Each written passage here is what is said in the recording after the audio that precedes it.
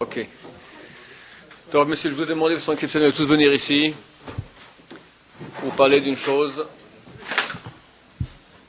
essentielle. On a débuté hier 6 semaines qu'on appelle Shovavim. Shovavim, c'est la Rachetevot, l'acrostiche de Shemot, Va'era, Bo, Veshalach, Yitro, Mishpatim, les 6 premières parachiotes du livre de Shemot, qui racontent, comme dit le Ramban Nachmanide dit, le livre de Shemot s'appelle le livre de la Géoula, le livre de la délivrance, qui raconte la délivrance du peuple d'Israël. Pour délivrer, il faut d'abord être emprisonné. Donc, ça raconte comment commence l'emprisonnement, l'esclavage en Égypte, et comment Dieu nous sort de là-bas. Nous sommes partis en Égypte, pourquoi ? Pourquoi Jacob et ses 70 membres de sa famille descendent en Égypte ? Parce que lorsque le premier homme a péché, je parle de notions mystiques très hautes, il y a eu une grande chute de toute la sainteté. On appelle ça les étincelles de sainteté qui sont parties se disperser dans le monde entier, spécialement dans les endroits les plus bas, les plus sales du monde, c'était l'Égypte, qui est appelé Hervat Haaretz, l'organe génital, la nudité du monde. Le mal. Chazal dit, à propos de l'Égypte de l'époque, Psar Hamorim, Psaram, Zirmat Susim, Zirmatam. Leur chair est une chair d'âne, et leur semence une semence de chevaux. C'était le pays de la débauche la plus totale qu'il puisse y avoir. Et pas un juif a fait un péché avec une femme égyptienne, juste une femme juive a été violée par l'Égyptien, et le Pirsema Katouv, le texte l'a dit clairement. On a parlé. Béné Israël reste pendant 210 ans dans des conditions de débauche que Paris à côté c'est le paradis. Presque. Et ils ont résisté. Quand ils sortent d'Égypte, Chazal disent, ils l'ont fait Kemetsula Shen Badagim, comme un fond d'eau il n'y a plus de poissons, et qu'ils disent Kemetsula Shen Badagan, comme une grange dans laquelle il n'y a plus de blé. Ils l'ont vidé complètement. Vidé de quoi ? Alors, aux enfants on dit, ils ont pris l'or, ils ont pris l'argent, d'accord. Comme Dieu a dit à Abraham Avinu, sache que ta descendance va aller en esclavage, et je vais sortir de là-bas, et ils sortiront Brechouch Gadol, avec beaucoup de biens. 210 ans d'univers concentrationnaire égyptien, pourquoi beaucoup de biens ? Alors c'est marqué qu'ils sont allés voir leurs voisines, t'aurais pas une assiette en or, une fourchette en argent, et ils ont pris ça, ok. Nous on serait passé l'assiette en argent et de la fourchette en or pour pas passer ces 210 ans d'esclavage terrible. Le rechouch, les biens dont on parle d'étincelles de sainteté. À l'instar de ce texte de la Torah qui nous raconte comment Béné Israël vont puiser, ressortir tous les étincelles de sainteté de la Toum'a, des endroits très bas dans lesquels ils étaient, pour les amener vers la Kedusha, qui amène, après 49 jours, le 50e jour, c'est Ma'amad Har Sinaï, le don de la Torah au Mont Sinaï. Et à ce moment-là, il est marqué qu'on est revenu à l'état antécédent du péché originel. Paskam Zohamatam, le venin du serpent a disparu. Et si ils n'avaient pas péché dans le veau d'or, alors on serait encore à l'époque, comme avant le péché originel, à l'état du paradis. Le monde serait arrivé à son achèvement. Bon, le mal est venu, 40 jours plus tard, et a réussi à nous faire tomber. Durant ces 6 semaines, nous avons l'occasion, une fois par année, de faire la même action. Il y a une aide spéciale, une configuration mystique des mondes qui fait que ce sont les moments appropriés pour réparer tout ce que quelqu'un aurait été amené de perdre des étincelles de sainteté, de les faire aller dans la Toum'a, dans les mondes impurs.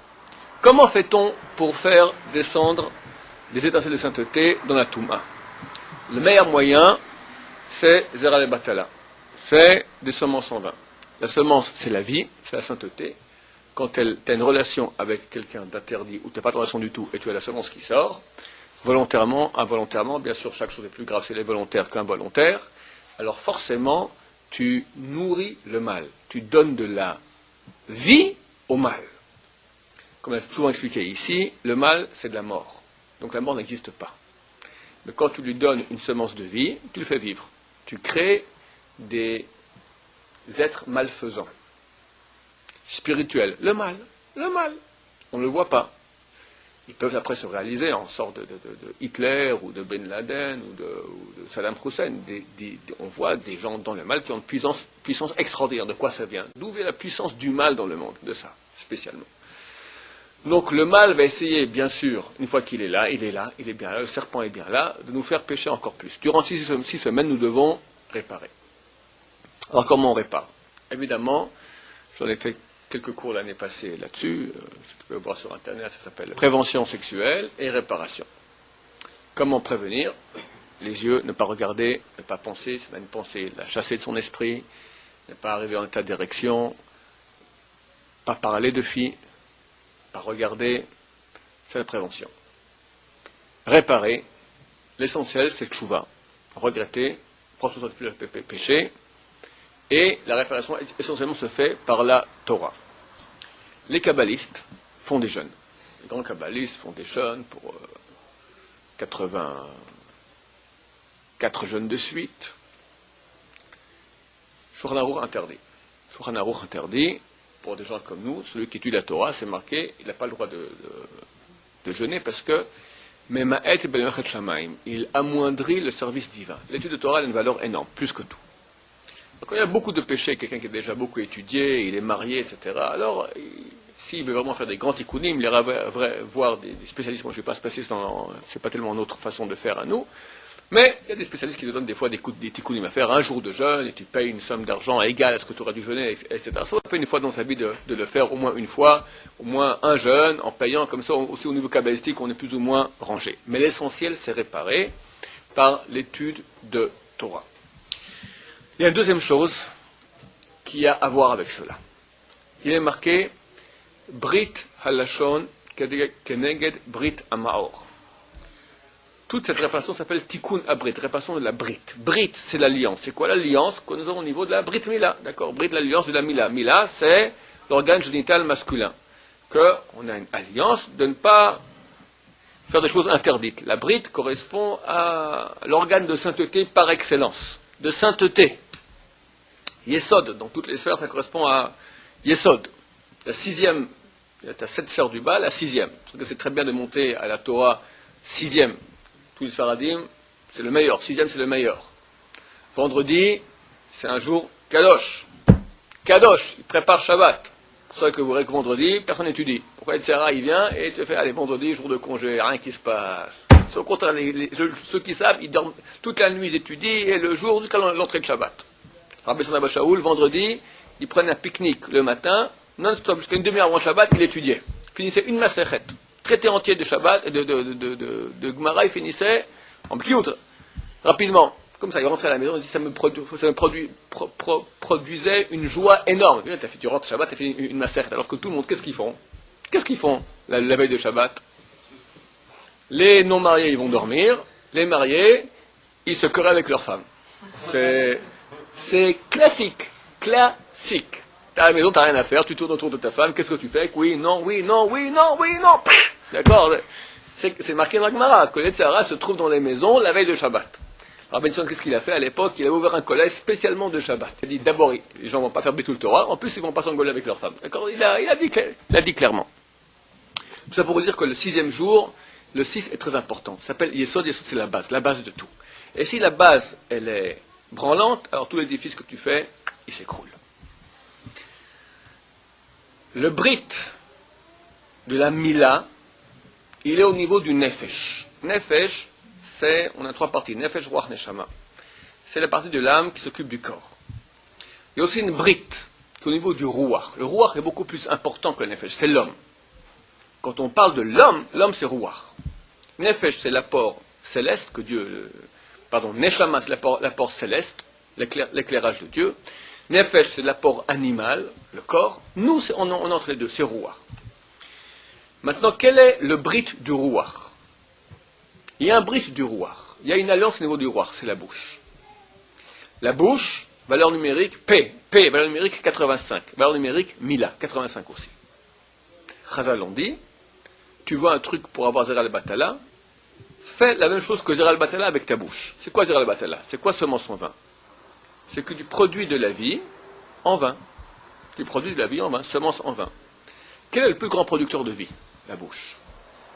Avec la bouche, tu éduques. Avec la bouche, tu fais le bien. Avec la bouche, tu t'exprimes. Avec la bouche, tu peux créer des mondes. Tu crées des mondes. L'humanité est basée sur la communication. Quand tu parles en vain, tu parles mal lachon hara, tu fais la langue mauvaise.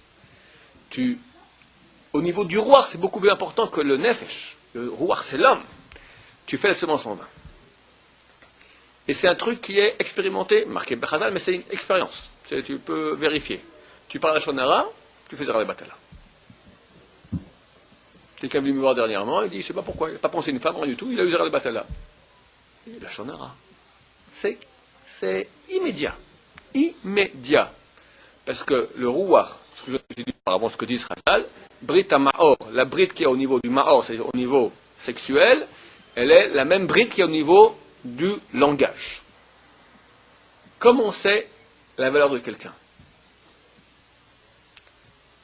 Alors il y a des kabbalistes qui voient, des grands tzadikim qui voient la tête. Ils voient ta tête, ils voient qui tu es. C'est pas notre degré. Nous sommes bien plus forts que les kabbalistes. Comment on fait? Écoute-le. Quelqu'un qui l'exprime, c'est ce qu'il est. Si Chas Shalom,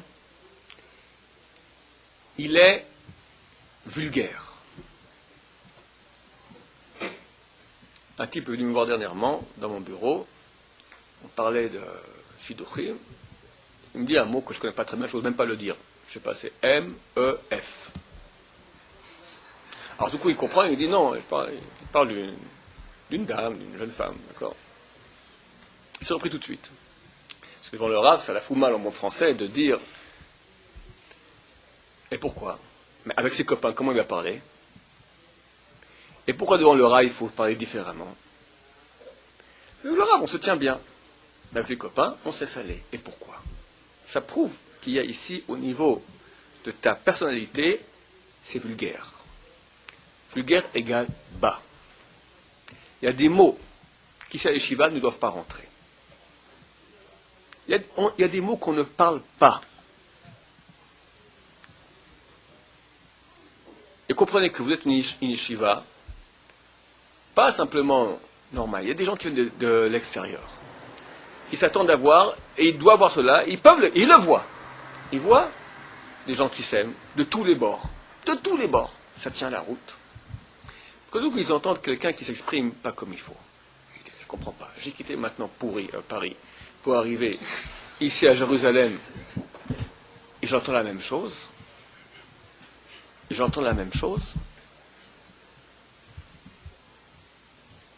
De Bnei Torah, de gens qui sont censés représenter la Torah de Dieu. Et ils ont raison. Ça s'appelle Chilul Hashem. C'est le pire de tous les péchés. Moi, quand je suis arrivé à Yeshiva, je vous parle de moi dans ma jeunesse, c'était une bande de copains.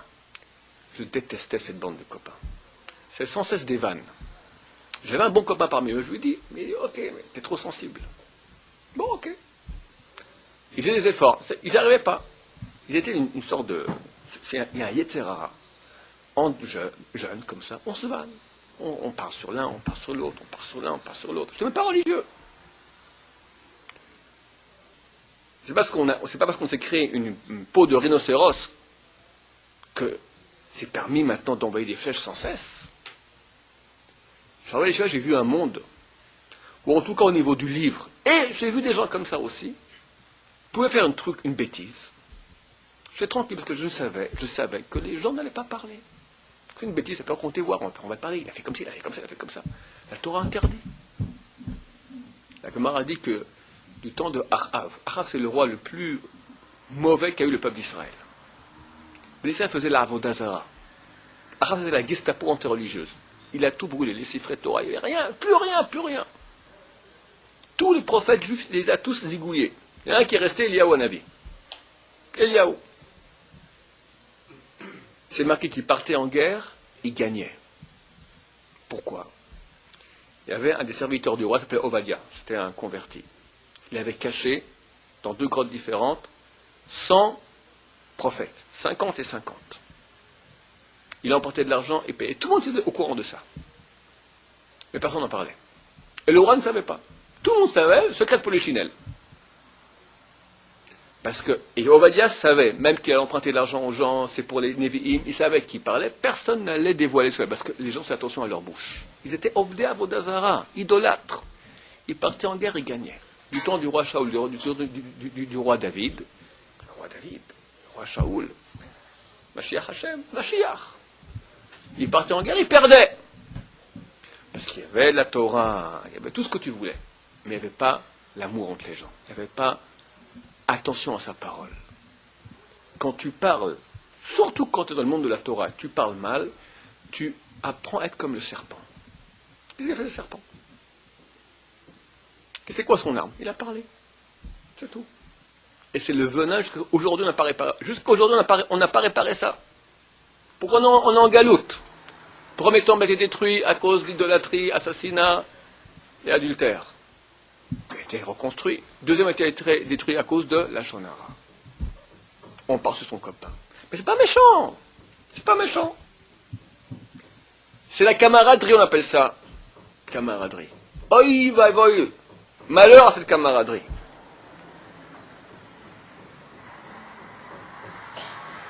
Et pourquoi je veux tous vous réunir ici maintenant? Parce que si j'en parle à 1 ou à 2, alors on rentre dans le groupe et tout le monde parle, tu ne peux pas te retenir. Même écouter, c'est interdit. Mais si maintenant tout le monde décide ensemble, pour Shovavim, de commencer à réparer, on espère arriver à la Géoula ce coup-là. Be'ez Hashem.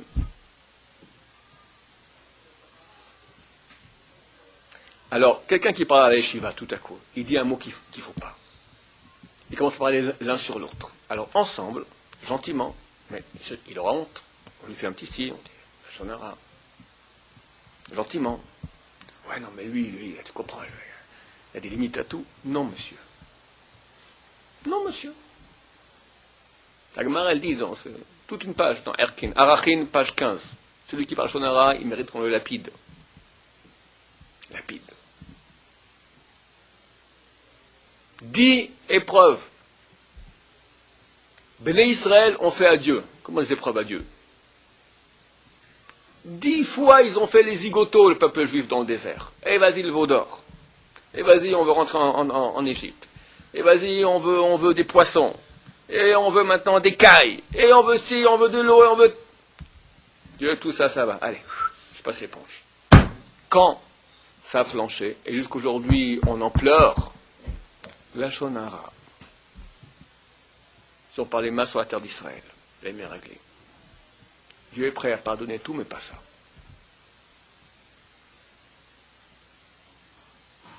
Le Talmud de Jérusalem dit, on dit, c'est une Mishnah qu'on est tous les matins. Une Braïta qu'on est tous les matins. Mais Talmud Torah Kanet Kula. Voici les mitzvot que quelqu'un fait, que le capital est pour Olam Haba, et les intérêts sont déjà sur terre. Rayon, Gulm Chassadim, etc. Mais Talmud Torah, Kanet Kulam, et l'étude de la Torah vaut comme tout réuni.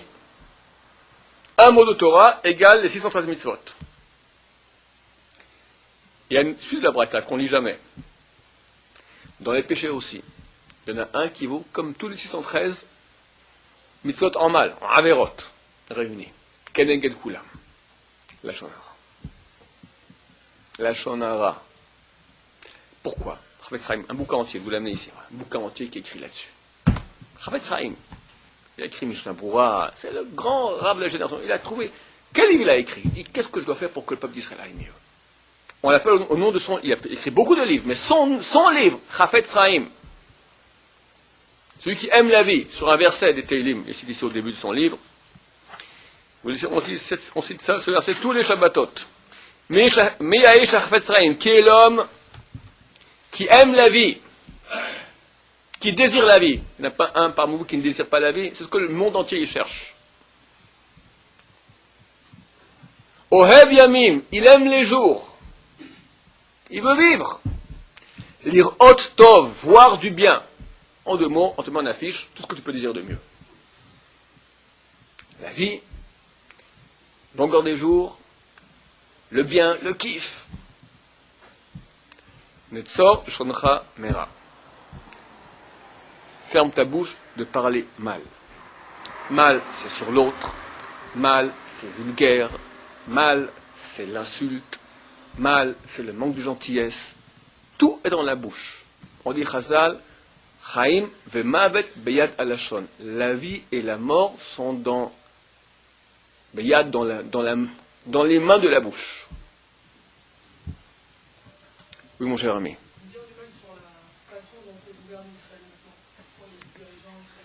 Il y a des lois qui permettent de parler la shonara, les toelet. Chavetz écrit un livre entier. Il y a une partie qui est les lois, et une partie qui est du moussar là-dessus. Les lois, c'est interdit. Il y a des fois où c'est permis, des fois où c'est une mitzvah. Il faut apprendre ces lois. C'est l'outil le plus important que nous avons, notre bouche. Si on ne sait pas maintenant, quelqu'un il a un laser. Avec un laser pour une opération, maintenant il peut soigner quelqu'un, faire une opération de l'œil très très, mais il peut aussi maintenant l'aveugler. 1 millimètre à gauche ou à droite est un super laser. La bouche elle va au fond du monde. C'est marqué Va'of yolich et akol. Chazal disent, le volatile, l'oiseau, il va prendre la voix et l'amener loin. C'est-à-dire, attention, quand tu parles ici, tout s'entend. Aujourd'hui, on comprend, pas besoin de voir des oiseaux. T'as Internet, t'as n'importe quoi, t'as les journaux, un type il fait une chose comme ça, le monde entier le sait tout de suite. Ça a un impact, la bouche.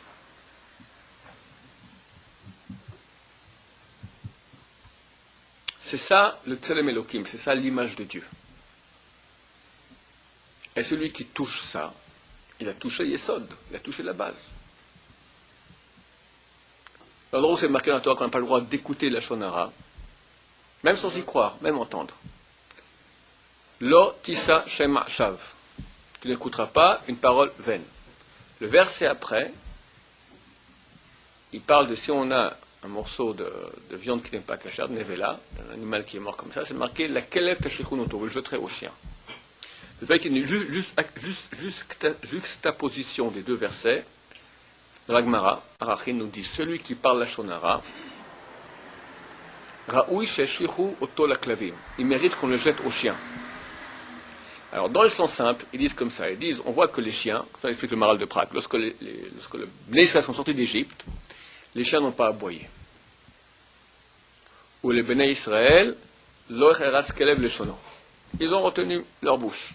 Alors en mérite, on leur donne, quand on a un morceau de viande qui n'est pas cachère, on ne donne pas ça ni au chat ni au rat, on donne ça au chien. C'est le chien il mérite, parce qu'il a retenu sa bouche. Le chien s'est retenu sa bouche, toi tu n'es pas capable. Toi tu n'es pas un chien, tu es un être humain. Tu n'es pas capable. L'être humain c'est quoi? C'est sa bouche. On est différent de l'animal. L'animal il est appelé chai, vivant. L'homme est appelé medaber, il parle. C'est ça l'être humain. Maintenant, si tu parles en mal, tu es pire que l'animal. Tu mérites qu'on te jette au chien. C'est le sens simple. La Kabbalah vient et dit, il revient en guilou dans un chien. Et on connaît des histoires pareilles de chiens tout à coup, des comportements bizarres. Shem et Rachem. Le Rav Israël Bissalin te dit des fois, il arrête quelqu'un toute sa vie se retient de parler. C'est un grand chacham pour que un lachonara qu'il fait dans sa vie. Et là on le croit. C'est dangereux de la bouche. L'école est où? Elle est ici, à la yeshiva. Demain tu te maries. Les femmes, je dois dire, les femmes, par la shonara, c'est une réalité, d'accord? Elles aiment bien parler. La Gemara a dit que 10 mesures de discussion sont parties dans le monde, les femmes ont pris 9. Attends, si toi, tu n'as pas été habitué entre hommes à retenir ta langue, avec ta femme demain, ça va être quoi?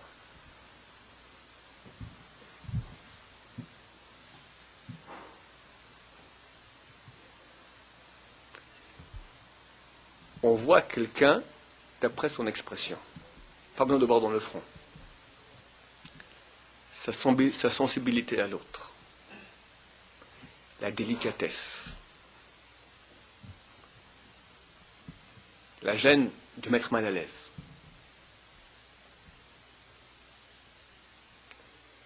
Quand quelqu'un qui parle la shonara te raconte un shonara sur un autre, quelque part, tu sais que cet homme-là, il est dangereux, parce que demain, il va parler sur toi. Celui qui parle Shonara, lui-même, il se met en position qu'il n'est pas aimé.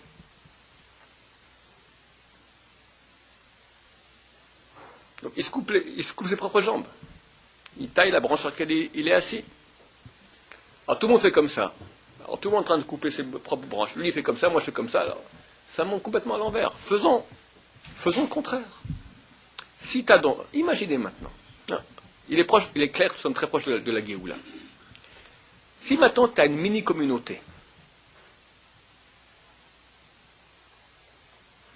dans Am Israël, où des gens qui ont un Yetzirah de parler, ils se retiennent de parler, par amour pour Dieu.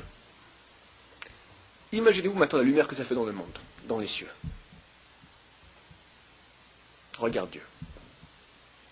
J'ai pris quelques Français qui hier connaissaient rien de ta Torah, et par amour pour toi maintenant, regarde l'exemple de gentillesse, de sensibilité, et c'est un effort de faire ça. Combien ça peut faire de plaidoyer dans le monde? Combien ça peut... Je vous dis, je parle de choses extrêmement claires. Je suis convaincu de ce que je dis. Ça peut sauver des milliers de vies. Je n'ai aucune exagération dans ce que je dis. C'est très rare, hélas. Et s'il y a une communauté pareille, on peut dire, comme Abraham il a dit à Dieu, Sodome et Gomorrhe. Sodome et Gomorrhe, comme aujourd'hui.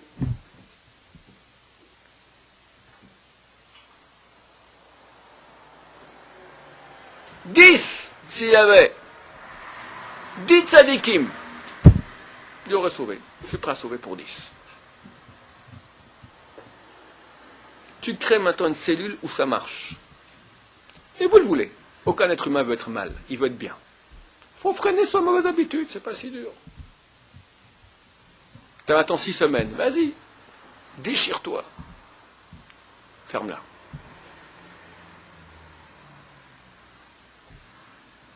J'avais un rave un temps, il y a des gens qui font Tarnit Dibour, pas pendant une journée entière. C'est un peu casse-pied. On dit en 2 mots, ça prend 1 minute pour commencer. Il nous fait parler à nous 10 fois plus. Tu veux que non, tu veux ça, non, tu veux ça, tu veux... Ah oui, ok. Il y a un meilleur truc.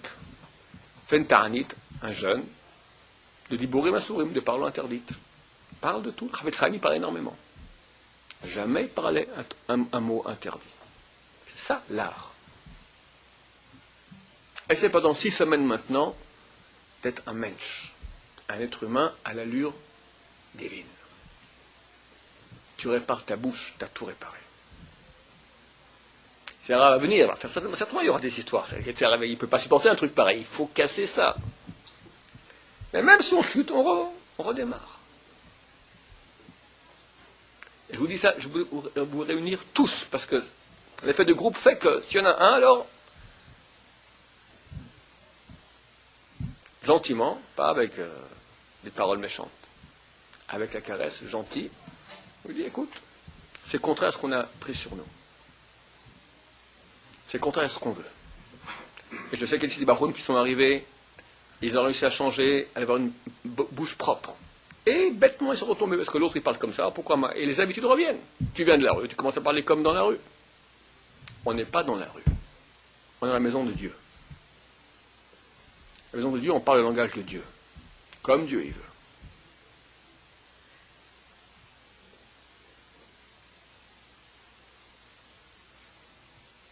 Le Zohar, il dit que quand quelqu'un parle la Shonara,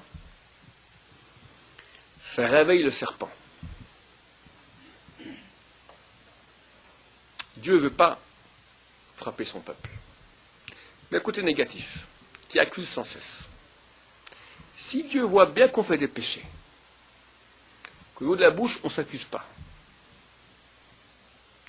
on ne sort rien de mal sur notre prochain au niveau de la bouche, alors quand le mal veut sortir du mal sur nous, il ne peut pas, il est muet. On n'écoute pas. C'est pour ça qu'à l'époque de Achav, il disait à Avodah Zara, le pire des péchés, idolâtrie, et il gagnait. Le Satan ne pouvait rien faire. Le serpent ne pouvait rien faire. Il a un venin, il le retenait, il se bouffait lui-même. Mais quand toi tu commences à parler sur ton prochain, alors quand tu parles directement, tac, là où il se met à parler, sur deux personnes, sur toi et sur tout un Israël. Toi aussi, tu as ton compte à régler. Quand tu parles mal sur l'autre, vous savez, on parle mal sur toi, directement. Qui a besoin qu'on parle mal sur lui dans le ciel? Mais ça, c'est encore lui, ok. Mais Am Israël, il réveille maintenant le serpent qui parle mal sur Am Israël. Alors Dieu, il prend cette personne, il le fout dehors. Metzora, c'est marqué dans la Torah, que celui qui parle la shonara, alors il reçoit la lèpre. Metzora. Metzora, c'est quoi? Lèpre. Mais c'est quoi? Metzo, il sort ra. Il sort ra du mal. Quelle était sa sentence? On devait le mettre à l'extérieur, il y avait 3 campements. Le campement des Machane Shrina, le campement de la Shrina, le campement des Lévi'im et le campement d'Israël. Il était hors des 3. Pire que toute haute impureté. Il n'y a pas d'impureté plus grave, Metzora. À l'extérieur. Pourquoi? Parce que lui, maintenant, il a créé la haine entre les gens, alors on met à l'extérieur, qu'ils soient aussi expulsés. Quand il y a la haine, on s'expulse l'un l'autre, on ne peut plus se voir. Ça crée des dissensions. Alors lui, on le met aussi à l'extérieur. Aujourd'hui, il n'y a plus la lèpre. Mais la Chafetz Chaim, pourquoi il n'y a plus la lèpre? Parce qu'on n'a plus de temple. Et s'il y avait la lèpre, tu serais maintenant impur et impurifiable. Du temps du temple, on était impur, mais on était purifiable. Il y avait un moyen de se réparer de la lèpre. Aujourd'hui, il n'y a plus de temple, donc tu es impurifiable. Alors il a annulé ça. Mais ça ne veut pas dire maintenant que l'impureté au niveau de l'âme, elle ne reste pas, elle reste. Tu as une impureté collée sur toi. Comme un chien ou comme un serpent. On peut se retenir. Pourquoi ça se passe au serpent? J'en ai parlé ici dernièrement. C'est marqué que le serpent, quand il mord, il n'a aucun goût. Il n'a aucun profit à faire. Il tue. La Gemara demande, à la fin des temps, demandera au serpent, pourquoi est-ce que tu tues? Pourquoi tu mords? Le lion, quand il mord, c'est pour se nourrir. Le loup, quand il mord, c'est pour se nourrir. Toi, tu tues, et pas toujours tu manges. Un serpent, il a une vipère à frapper un enfant. C'est pas pour manger l'enfant.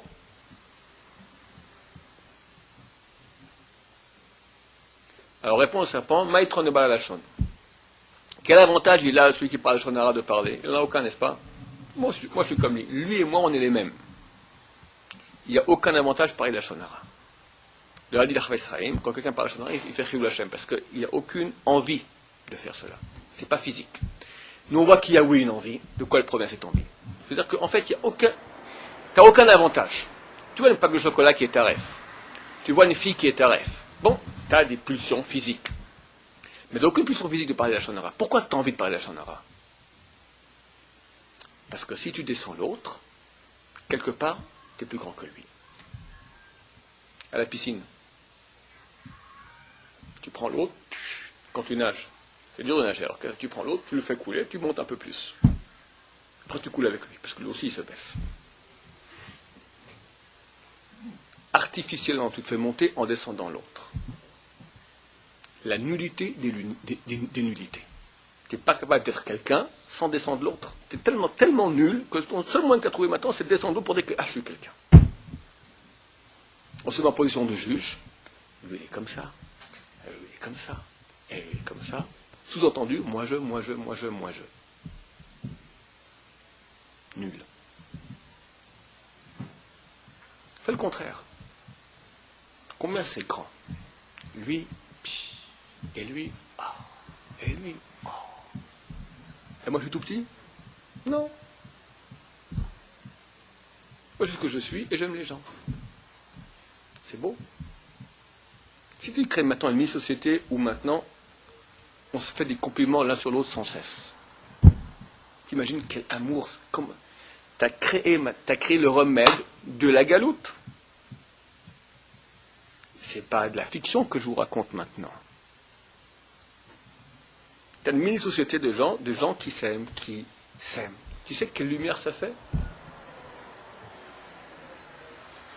Abraham Ben Attar, devait être le Mashiach, il y a 250 ans. Qu'est-ce qu'il a fait pour amener la Géoula? Le Ramchal aussi, il a fait la même chose.